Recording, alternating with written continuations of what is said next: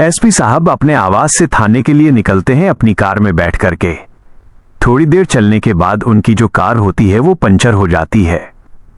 Driver जो कहता है कि सर गाड़ी में स्टेपनी भी नहीं है, तो एसपी साहब बोलते हैं कि मैकेनिक को फोन कर लो। मैकेनिक को जब फोन किया जाता है तो मैकेनिक का कहना होता है कि वो 1 घंटे में पहुंच पाएगा। दोस्तों फिर उनकी मजबूरी थी मैकेनिक का इंतजार करना, तो फिर वो मैकेनिक का इंतजार करते हैं। इंतजार करने के दौरान एसपी साहब को भूख लगती है बड़ी तेज। तो एसपी साहब बोलते हैं अपने ड्राइवर से कि मुझे बहुत तेज भूख लग रही है, यहां आसपास कोई अगर खाने पीने की व्यवस्था हो तो तुम मेरे लिए कुछ खाने को ले आओ।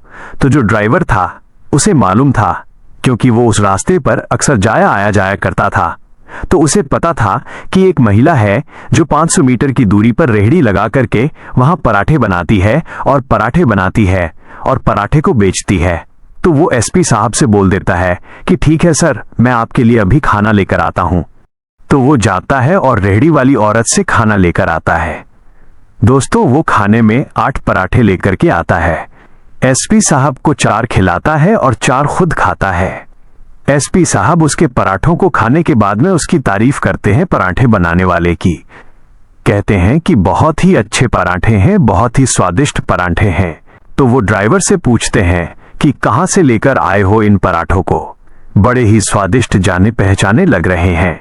तो बोलता है कि सर जी ये जो पराठे हैं वो 500 मीटर की दूरी पर यहां से एक महिला है, एक औरत है जो कि बहुत स्वादिष्ट बनाती है, अपनी रेहड़ी पे बेचती है। तो एसपी साहब बोलते हैं कि बहुत अच्छे हैं, बहुत स्वादिष्ट पराठे हैं, अब हम इन्हीं से पराठों को खाया करेंगे। दोस्तों बस इसके बाद में वहां मैकेनिक आता है, गाड़ी का पंचर ठीक करता है और फिर वहां से चला जाता है। एसपी साहब अपने थाने चले जाते हैं। दोस्तों फिर ऐसे ही चलता रहता है। एसपी साहब जब कभी अपने एसपी ऑफिस में होते तो लंच में जो खाना खाते वो उन्हीं पराठों को खाते। वो अपने ड्राइवर से उन्हीं पराठों को मंगाया करते। ऐसे ही चलता रहता है। एक दिन जब एसपी साहब थाने की निगरानी के लिए जब उसी रास्ते से होकर जाते हैं तो उनकी नजर उस महिला पर पड़ती है, उसकी रेहड़ी वाली पर पड़ती है। तो उसे देखने के बाद वो थोड़ा सदमे में आ जाते हैं। वो सोचते हैं कि ये जो लड़की है शायद ये उनकी तलाकशुदा पत्नी है। दोस्तों वो शक करते ही हैं। फिर इसके बाद में वो सोचते हैं कि वो रेहड़ी क्यों लगाएगी, पराठे क्यों बनाएगी। उसके पास तो बहुत सारा पैसा था, उसके बाप के पास बहुत सारा पैसा था। बस दोस्तों इसी कंफ्यूजन को वो सोच लेते हैं और इसी कंफ्यूजन को दूर करने के लिए फिर वो एसपी ऑफिस में ही अपने उस ड्राइवर से बोलते हैं कि तुम उस महिला से उसका नाम और उसके पिता का नाम पूछ करके आना। इसके बाद में दोस्तों वो ड्राइवर उस महिला से उसका नाम पूछता है और उसका नाम पूछने के बाद उसके पिता का नाम पूछता है और अपने एसपी साहब को बताता है। और एसपी साहब को जब वो नाम बताता है तो एसपी साहब नाम सुनने के बाद में चौंक जाते हैं, चकाचौंध हो जाते हैं, उनके होश उड़ जाते हैं। उन्हें समझ में ही नहीं आता कि एक लड़की जो इतने रईस घराने की थी और एक गवर्नमेंट परिवार से थी, वो लड़की आज दर दर की ठोकरें खा रही है और रेहड़ी लगा करके पराठे बेच रही है। दोस्तों वो लड़की कोई और नहीं थी, वो लड़की इन एसपी साहब की तलाकशुदा पत्नी आयुषी थी। जब उन्होंने आयुषी को इस हालत में देखा तो उनसे रहा नहीं गया। फिर वो आयुषी को अपने एसपी ऑफिस में बुलाते हैं। उसके बाद जो हुआ ये कहानी बहुत ही सुनने लायक है, बहुत ही रोमांचक है। तो दोस्तों अगर आप इस चैनल पे पहली बार हैं तो चैनल को सब्सक्राइब कर लीजिए और अगर ये वीडियो पसंद आए तो वीडियो को लाइक कर दीजिए। आयुषी जो थी वो ग्रेजुएशन में थी और जो एक कुलदीप नाम का लड़का था वो भी ग्रेजुएशन ही कर रहा था। इन दोनों को आपस में एक दूसरे से प्यार हो जाता है। ये जो आयुषी होती है ये एक एसएचओ की बेटी होती है जो कि उस शहर का एसएचओ था, इंस्पेक्टर था। और जो कुलदीप था ये गरीब था और इसके माता पिता नहीं थे, ये अनाथ था और अपना रोजगार करके अपना काम धंधा कर करके पढ़ाई कर रहा था। दोस्तों आयुषी को पता था कि ये अनाथ है, इसके माता पिता नहीं है, फिर भी वो उससे दिलो जान से प्यार करती थी। दोनों की ऐसी ही फ्रेंडशिप और ऐसे ही लव चलता रहता है। और जो लव चलता है तो सभी को एक ना एक दिन पता चल जाता है। वही हिसाब हो जाता है कि पता सबको था लेकिन बताते किसी को नहीं थे। जब पता सबको चलता है तो कहते हैं कि दीवारों के भी कान होते हैं। तो ये बात एसएचओ तक पहुंच जाती है, आयुषी के पिता तक। तो आयुषी के पिता तक ये बात जब पहुंचती है तो वो अपनी बेटी को बुलाते हैं और उससे उस लड़के के बारे में पूछने लगते हैं, कुलदीप के बारे में। कुलदीप के बारे में पूछते हैं तो आयुषी बताती है कि पिताजी, वो मेरे साथ पढ़ता है और मैं उससे बहुत ज्यादा प्यार करती हूँ, मैं उससे शादी करना चाहती हूँ। तो आयुषी के पिता एसएचओ साहब बोलते हैं कि ठीक है, अगर तुम अपनी पसंद से शादी करना चाहती हो तो बिल्कुल ठीक है, मैं तुम्हारे बीच में नहीं आऊंगा। दोस्तों, जो एसएचओ साहब थे वो एक बड़े ही सज्जन पुरुष थे, एक ईमानदार थे और जात पात में भेदभाव नहीं मानते थे, ऊंच नीच में भेदभाव नहीं मानते थे। वो केवल ये समझते थे कि अगर लड़का अच्छा हो तो उनकी बेटी शादी कर सकती है, चाहे वो गरीब ही क्यों ना हो। तो फिर वो अपनी बेटी से कहते हैं कि बेटी, अगर उसने मेरे सवालों के जवाब दे दिए तो मैं तुम्हारी शादी उससे करा दूंगा। इसके बाद में आयुषी घबरा जाती है कि सवालों के जवाब दे पाएगा या नहीं दे पाएगा कुलदीप। तो वो फिर कुलदीप को बुलाती है, अपने पिता से मिलवाती है। कुलदीप से एसएचओ साहब अजीब तरह के सवाल करते हैं। पहला सवाल करते हैं कि बेटा, शिक्षा जीवन में कितनी जरूरी है और अगर तुम्हारे जब बच्चे होंगे तो तुम उन्हें शिक्षित करोगे या नहीं करोगे। तो कुलदीप बोलता है कि साहब पिताजी, जो शिक्षा है वो एक ऐसी चीज है जिसके बिना मनुष्य का कोई अस्तित्व ही नहीं है। अगर मनुष्य शिक्षा नहीं पाएगा तो वो एक बैल की भांति है, एक जानवर की भांति है। अगर वह शिक्षित नहीं होगा तो उसका जीवन ही व्यर्थ है। चाहे शिक्षा ये चीज नहीं है कि शिक्षा को हासिल करके आप कोई जॉब ही हासिल करना चाहते हो।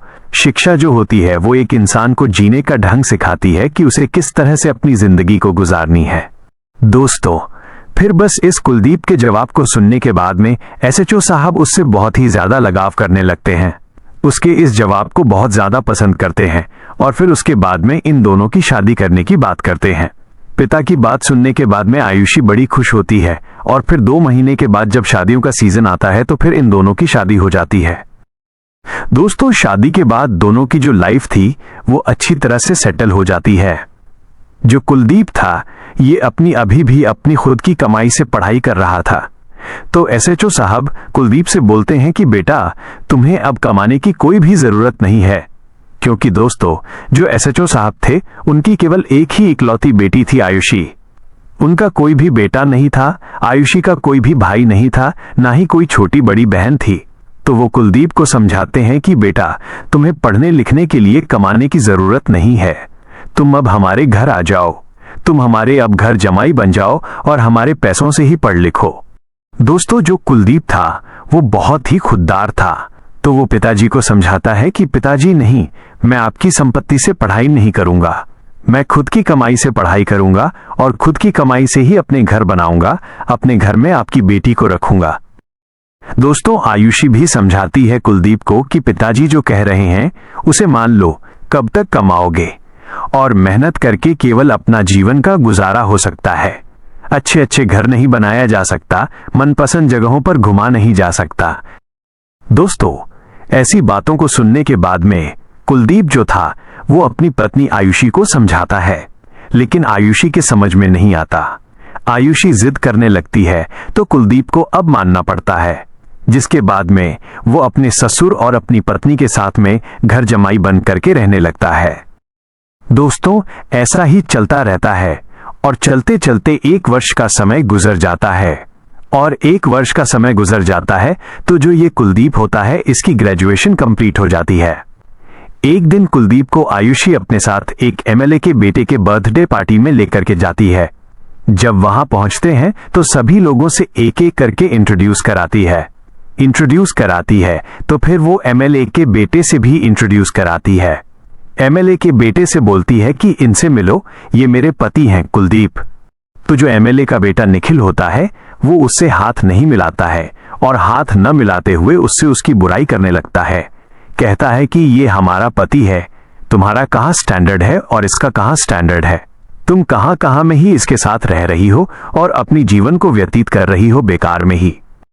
तो दोस्तों, ये बात जो थी कुलदीप को कहीं ना कहीं बहुत ही आघात पहुंचाती है, चोट पहुंचाती है। तो कुलदीप उस दर्द को सहता है अंदर ही अंदर।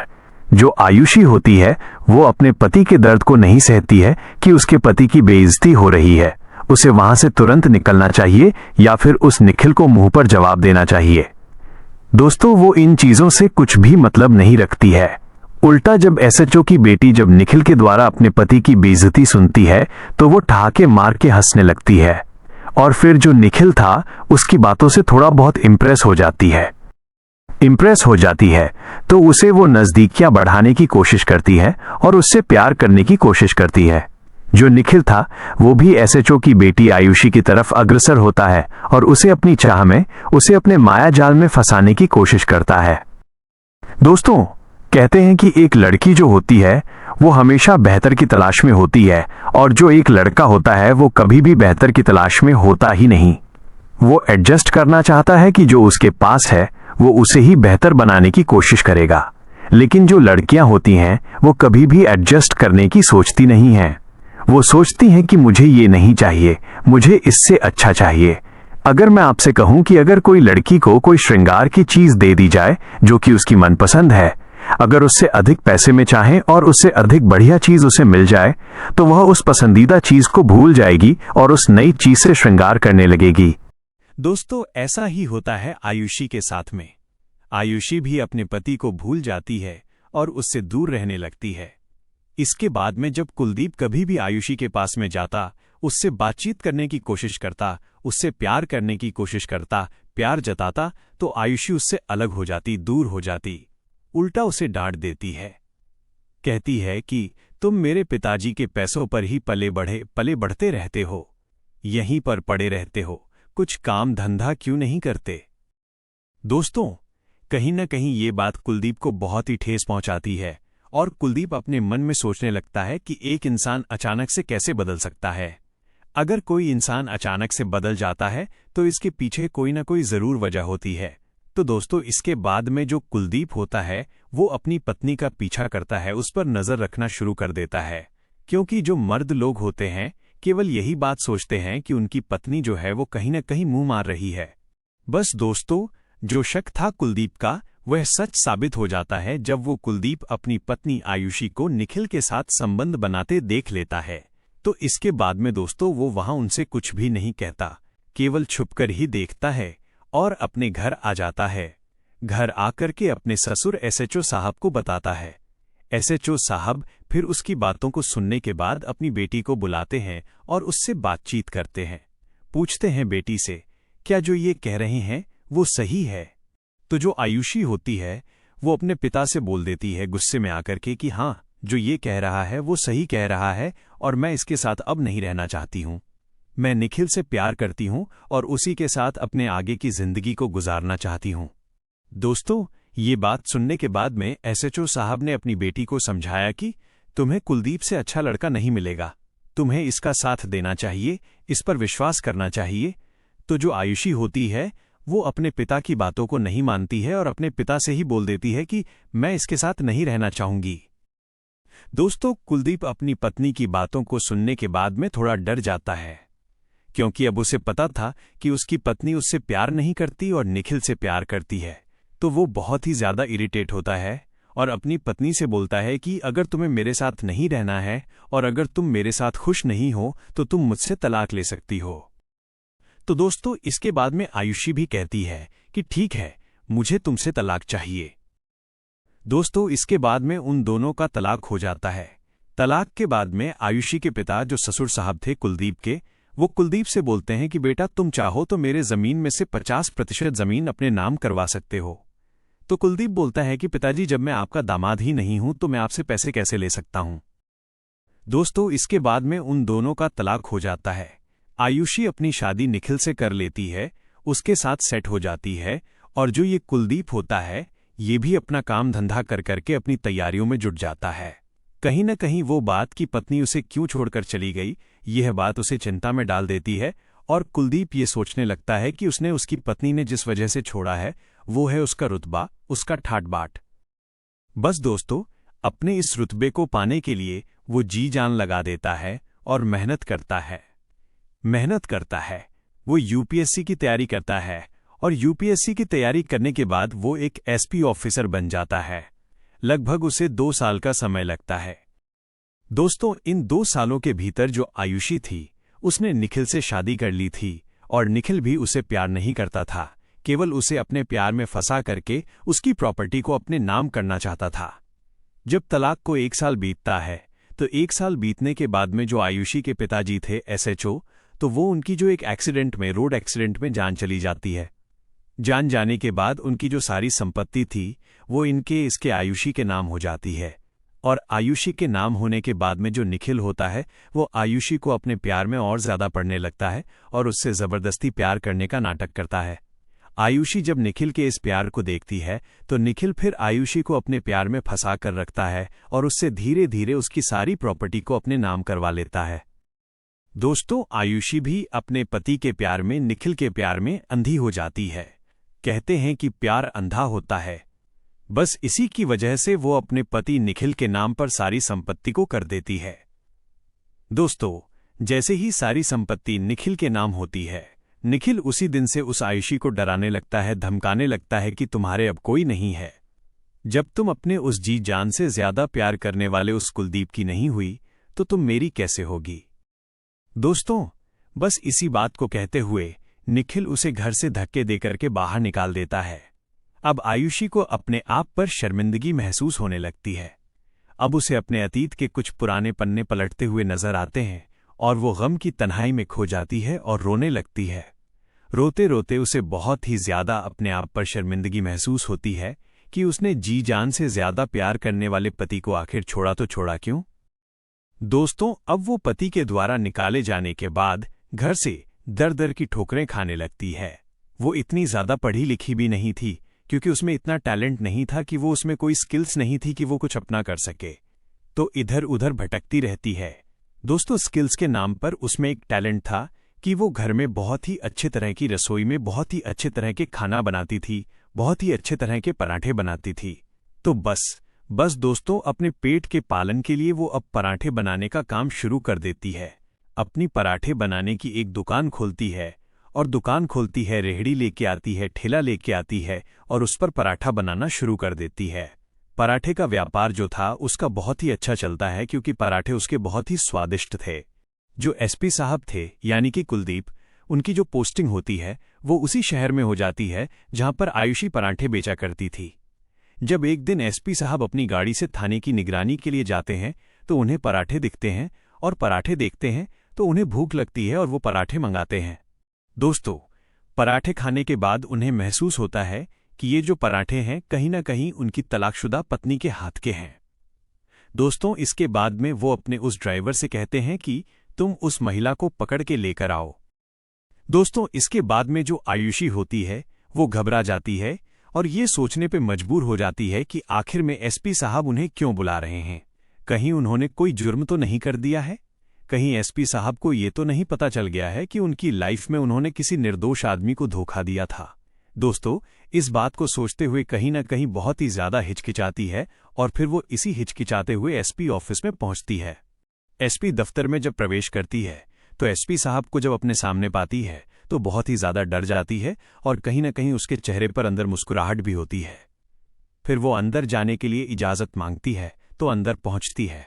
साहब उसे बुलाते हैं और उसे बोलते हैं कि यहां बैठो। दोस्तों, उसे सोफे पर बिठाते हैं और सोफे पर बिठाने के बाद वो उससे पूछते हैं कि विश्वास नहीं होता है कि तुम्हारी ऐसी कंडीशन है, ऐसी हालत है, क्या हुआ तुम्हारी उस लाइफ को, तुम्हारे पिताजी क्या करते हैं अब, जो तुम्हें आज ऐसी जिंदगी जीनी पड़ रही है ऐसी। तो जो आयुषी होती है वो बहुत ही ज्यादा रोने लगती है फूट फूट करके और अपने सोफे से उठकर SP साहब के पैरों में जाकर के गिर जाती है और उनसे माफी मांगने लगती है।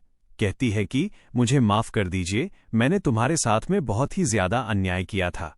दोस्तों, वो माफी इसलिए मांगती है क्योंकि जब से तलाक हुआ, जब से निखिल ने उसे घर से निकाला, तब से वो प्रायश्चित के पश्चाताप करने की सोच रही थी कि जब भी पतिदेव कहीं मिलेंगे तो उनसे माफी मांगूंगी, हाथ जोड़ करके उनके पैरों में गिर जाऊंगी। दोस्तों, वो आयुषी जो थी वो कुलदीप के पैरों में गिर जाती है और उनसे माफी मांगने लगती है। तो कुलदीप उन्हें उठाता है और उनसे पूछता है कि छोड़ो, मैंने तुम्हें माफ किया, लेकिन ये बताओ कि तुम्हारे पिताजी कहाँ हैं और तुम्हारी ऐसी हालत कैसी हुई। दोस्तों, वो बताती है अपने पिताजी के बारे में कि तलाक के 1 साल बाद ही उनका देहांत हो गया और उन्होंने जब निखिल से शादी की मैंने, तो निखिल ने भी मेरा साथ छोड़ दिया और मेरी सारी संपत्ति जब्त कर ली। दोस्तों, इसके बाद में एसपी साहब उसे समझाते हैं कि बुरे कर्मों का बुरा ही नतीजा होता है। अगर तुमने बुरे कर्म ना किया होते, कुछ अच्छे कर्म किए होते, तो शायद तुम्हारी ऐसी स्थिति नहीं हुई होती। दोस्तों, जो आयुषी होती है वो अपने किए पर पछताती है और एसपी साहब से बोलती है कि मुझे इस बात का पता है कि मैं आज इस स्थिति जिंदगी जी रही हूं, वो मैं खुद ही गुनहगार हूं उसकी, और मुझे कोई भी अगर प्रायश्चित करने की जरूरत है, मैं प्रायश्चित जरूर करूंगी और तब से अब तक प्रायश्चित जरूर करूंगी और तब से अब तक प्रायश्चित ही करती आ रही हूं। दोस्तों, एसपी साहब जो थे वो पूछते हैं कि तुमने तीसरी शादी की है या नहीं की है, या ऐसे ही जिंदगी को जी रही हो? तो बोलते हैं कि नहीं, मैंने अभी तक कोई शादी नहीं की है। तो एसपी साहब बोलते हैं कि क्या अब तुम शादी मुझसे करोगी? दोस्तों, इस बात को सुनने के बाद में आयुषी कहती है कि अब मैं तुम्हारे लायक नहीं हूं, मैं पवित्र नहीं हूं जो तुमसे शादी करूं। तो बोलता है कि इसमें कोई पवित्रता की बात ही नहीं होती है शादी में। मैं तुमसे प्यार करता हूं और पहले भी करता था, इसीलिए मैं तुमसे शादी करना चाहता हूं। अगर तुम चाहती हो कि मैं तुमसे शादी कर लूं तो तुम मुझसे हां बोल सकती हो। दोस्तों, अब ऐसा ऑफर कि सामने से ही पहला प्यार उससे शादी करने का प्रपोजल रख रहा हो और वो उससे शादी ना करे, तुरंत ही वो अपने तलाकशुदा पति कुलदीप को हां बोल देती है, कह देती है कि शादी करूंगी।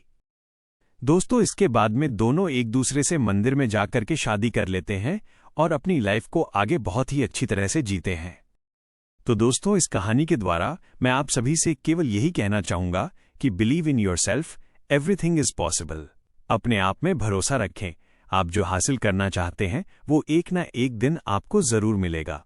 दोस्तों, साथ ही ये भी कहना चाहूंगा कि ये जो सुंदरता होती है ये केवल आपकी जवानी तक ही आपका साथ दे सकती है कि आप अपने प्यार को पा सकें। ये जो सुंदरता होती है ये आपका जिंदगी भर साथ नहीं देती है। तो आपसे केवल यही रिक्वेस्ट है कि अपने कर्मों को देखिए कि आप क्या कर रहे हैं और क्या करने जा रहे हैं, क्या गलत है क्या सही है। आप अपनी सुंदरता को मत देखिए, क्योंकि आगे चल करके लोग आपकी सुंदरता को नहीं देखेंगे बल्कि आपको देखेंगे कि आपने अपने जीवन में क्या किया है और क्या कर रहे हैं। तो दोस्तों, आपसे बस यही रिक्वेस्ट है कि किसी को भी जलील ना करें और ना ही किसी को धोखा दें। धोखा जो होता है वो दो तरह का होता है। एक धोखा ऐसा होता है जिससे इंसान टूट जाता है और एक धोखा ऐसा होता है जिससे इंसान को सबक मिलता है कि उसे जीवन में किन लोगों पर भरोसा करना है और किन लोगों पर भरोसा नहीं करना है। तो आपसे यही रिक्वेस्ट है कि किसी को धोखा न दें और अपना जो जिंदगी में करना चाहते हैं उसे फोकस के साथ करें और इस सुंदरता के पीछे न भागें और अपने कार्य की प्रगति पर चलें। तो दोस्तों, मिलता हूं अगली ऐसी सच्ची घटना के साथ, सच्ची कहानी के साथ। तब तक के लिए जय हिंद, जय भारत और सुनते रहिए क्राइम वार्ता की कहानियां।